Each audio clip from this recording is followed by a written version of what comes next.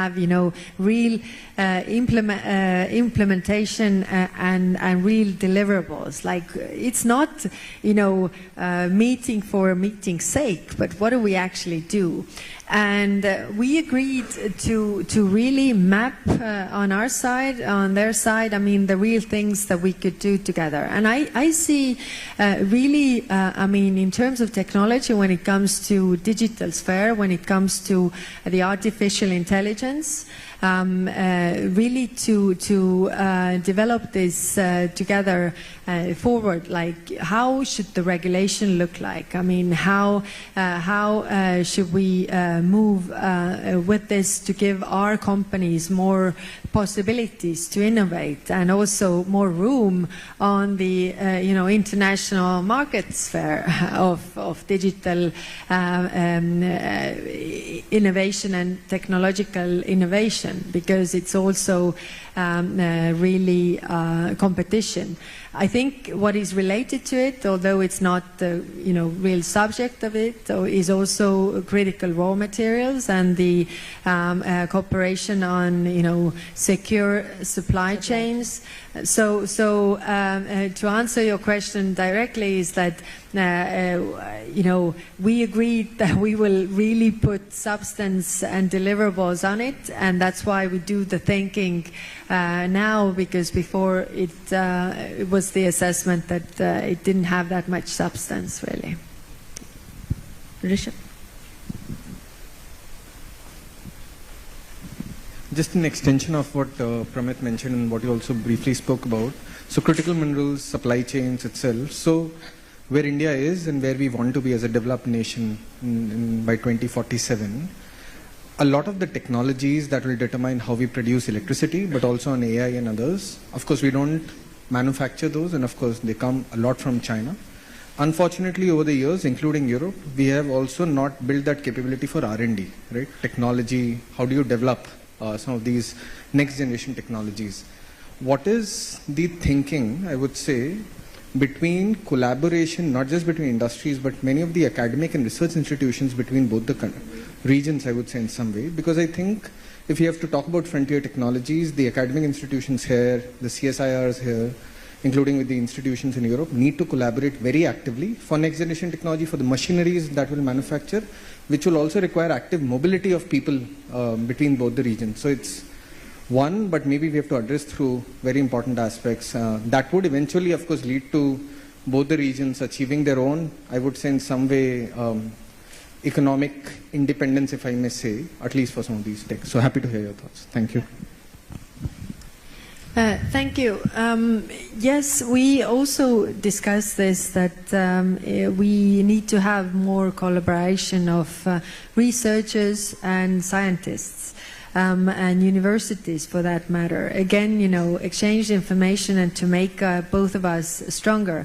And there, people-to-people contacts are extremely important, because again, you know, you start to trust the other side if you know them, if you have, you know, clear face to it, and if you know how they operate, you take up, you know, concrete projects, and we really need to develop that further.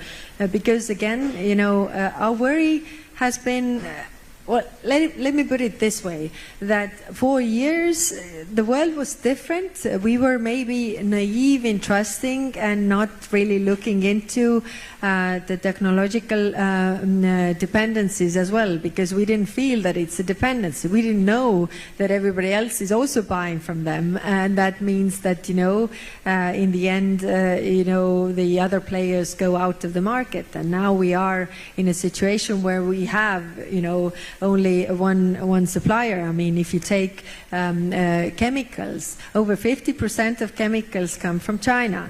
Yeah. If you take, you know, the electric batteries, over 90%, critical raw materials, over 90%. I mean, the solar panels, all this, if you take them, or ships for that matter. So if you take them all separately, then I mean, we have clearly been behind, because, you know, for one reason or the other. Now I think we have moved to a completely new age, which means that, like you said, whom can you really trust? So it's like probably like the other way around, like let's again, diversify.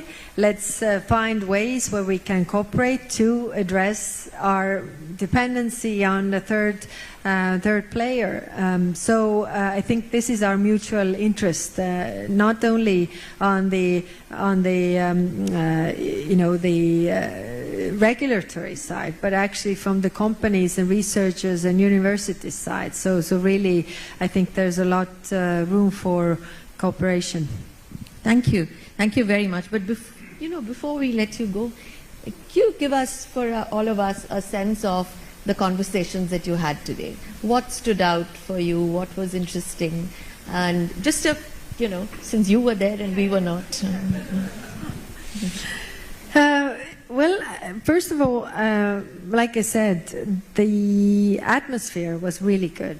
So that is, I think, a really good starting point.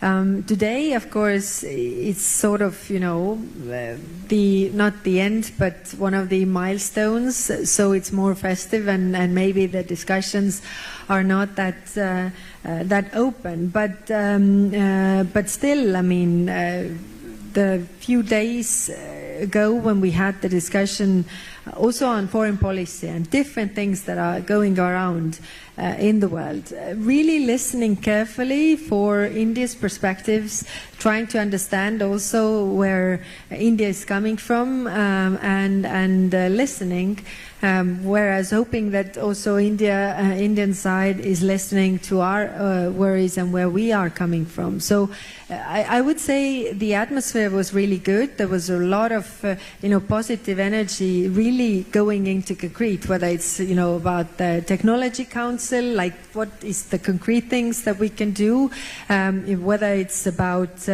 also the big geopolitical picture, what is happening in the world where we can also cooperate, or whether it's about trade or research. So I saw a lot of really positive energy, like we have the papers, but now let's make it in practice so that we will have more also economic cooperation, more right now as we speak. Prime Minister Modi and President von der Leyen are having the business forum, and there was also, let's have the business forum the next time the EU summit is in India. So really, so that also the people-to-people contacts are between the companies, so that the investments actually start moving as well. So I would say a very, very practical,